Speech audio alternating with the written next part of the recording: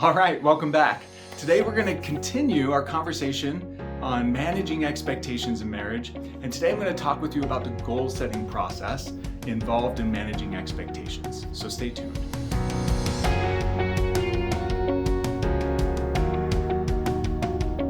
All right, if you didn't see our previous video on managing expectations in marriage, check it out. You're not going to want to miss it because today we're going to build off of that conversation. Now, you'll remember from last time we talked about three primary principles for maintaining and managing healthy expectations in marriage. And the first one was incorporating both partners' viewpoints. The second one was making sure that our expectations are reasonable. And the third one was making room for imperfections. Now, I want you to go watch that video again if you haven't for a while, or if you've never seen it at all, start with that video and then let's talk today. So there's two types of goals we're going to talk about today, and one is preventative and the second one is response, right? And so let's start with the preventative goals. You'll remember last time I shared with you about a couple that was moving. I shared with you about a couple that was having a newborn child and introducing that child to their home. And I shared with you about a couple that was becoming remarried. Right? And all three of them, we were working on these managing expectations in their relationship topic, right? The reason that goals are important is because after we've kind of incorporated both partners' views, we've assessed for the expectation being reasonable, and we've made room for imperfections, now we want to set a goal, right? So the couple that was moving, one of the goals that they set was when we run into high stress situations, right? And when we, makes room for this idea that it's reasonable that they probably will. When we run into these stressful situations, we want to do two things. The first thing that they wanted to do, the first goal that they had, was a preventative goal. Now, the preventative goal is all about helping a couple manage the expectation as well as they can. Right? So they knew that this move was going to be stressful, and the preventative goal focused on what are some things that we can do individually and together to help manage that stress, to reduce what's probably going to happen at some point, which is short tempers and a little bit of impatience with one another, maybe some criticism or defensiveness with one another. That would be reasonable. A little bit of that in high stress situations is reasonable. But we want to limit as much of that as we can, right? So what this couple came up with on the preventative side was he remembered that listening to calming, relaxing music helped him, and he was going to have an earbud in throughout most of the move and just have some of that music playing in the background. And she realized that if she woke up every morning and did some spiritual connection with God and a little bit of meditation and prayer, her day went way better. So that's a preventative goal, right? Setting a goal based on the expectation that helps you do the best that you can to manage the difficulties you might encounter with these changes, right? The couple that was having the newborn child, they set some preventative goals as well about what can they do then as they go into this process to minimize both parties feeling disconnected from one another. And so did the couple that was engaged, preparing for their new relationship, right? They set some of these preventative goals as well. So that's the first type of goal, a preventative goal. It's based on the expectation, knowing what you're about to encounter, and what are some preventative measures that can reduce the amount of negative response you might experience. So that's a preventative goal.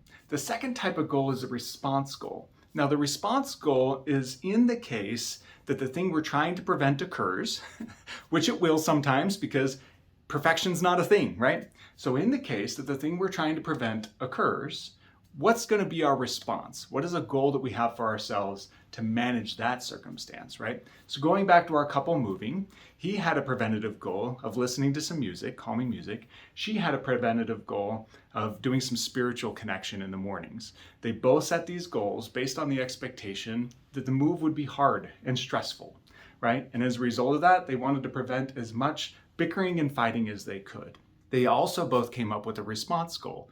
His response goal was, if he found himself being impatient and critical of his wife, that he would stop, he would remove himself from the process for a minute, go for a 5-minute walk, clear his head, remind himself that it's reasonable that it's going to be stressful, remind himself that they're both trying to work together to make this move possible, remind himself that she is his favorite person, and then try to come back and re-engage with an apology and connection. So that was his response goal. And she agreed with that. She felt like taking a break in the same way would be helpful for her too. So they both had this response goal, right? If we find ourselves in this place, we're going to disconnect for a moment, recollect ourselves, come back with an apology, and work through that dynamic.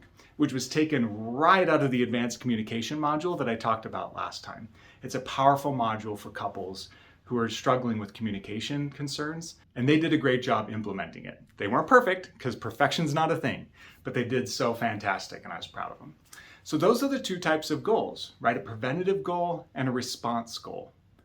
So to give you one more example of those two goals, let's use the couple that was concerned about intimacy after introducing a newborn child to their relationship. One of the things that she was most concerned about as we talked through managing these expectations is she didn't want him to feel disconnected or replaced by the new child. She felt like that there was a good chance with his previous expectations that weren't so reasonable that he might feel envious of the child or feel like that the child replaced him. And she didn't want that to happen. She wanted to stay connected enough to him for him to know her love for him. And his preventative goal was around trying to not be too needy during this process and to be reasonable about some of the changes that they would experience, at least for a short time in their relationship. The new knowledge that we talked through was so helpful for him. And so he set some preventative goals that way.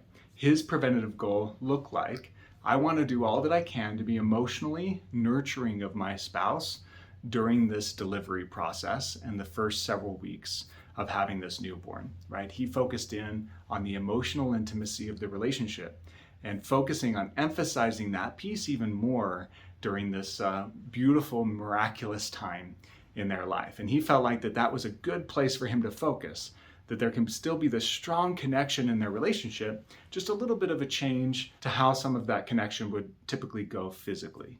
So he set preventative goals like, each day I want to remind her what she means to me, right? I want to spend time connecting with the infant.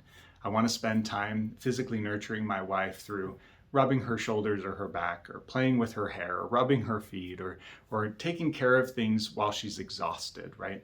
These are the places that he focused and set some preventative goals. And for her, she wanted to set some preventative goals around making time for him, right? So even if she's connected with the baby most of the day, every day, inviting him to come sit with her, right? Talking with him, listening to him, spending time praising him and appreciating him for some of the services and sacrifices that he was making in the relationship, helping him know through words of affirmation how meaningful and important he is to her. That while they were both setting these preventative goals based on reasonable and healthy expectations for their relationship, they could maintain a pretty strong connection for those first 4 to 6 weeks that are going to be very trying and difficult as they bring this miracle, this beautiful thing into their life. And then they both came up with some response goals. So what if he started to feel neglected in the relationship? What are some things that he could do internally to remind himself of this season, right? And he came up with those, right? Like, if I start to feel needy or pushed off or neglected, right, I'm going to remind myself this is just a season. I'm going to remind myself that she's doing the best that she can to adjust to having a new baby. I'm going to remind myself, right, that we have the same strong connection. The goal right now is just more the emotional intimacy in the connection. And that as he took a moment to recenter and refocus himself, he can re-engage toward those preventative goals that he had.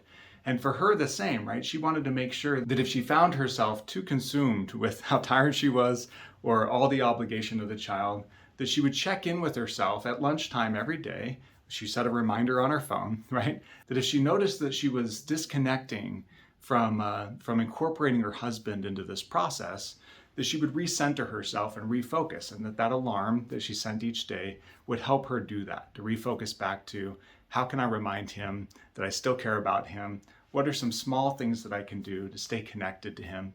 What are ways that I can still verbally nurture him, maybe physically nurture him some as we go through this process, right? So they both had a response goal as well as that preventative goal. So those are the two types of goals we want to set. And I challenge you in your life to look at both of those, right? After you've analyzed your expectations about anything going on in your relationship, incorporating both views, assessing for is it reasonable, and making room for imperfection. After you do that, set a goal. Set a preventative goal and set a response goal. And then evaluate how you're doing. Now, we are always happy to help. So if you ever want to talk through some of these things with us, feel free to give us a call. We can set you up with one of our professionals who can help you incorporate these things into your life. And as I mentioned earlier, check out the Renew system for couples. This is something I've put together to help all couples all around the world incorporate the principles that I teach couples every day. As always, it's wonderful being with you. I hope you have a great day. I look forward to talking with you again soon. Okay?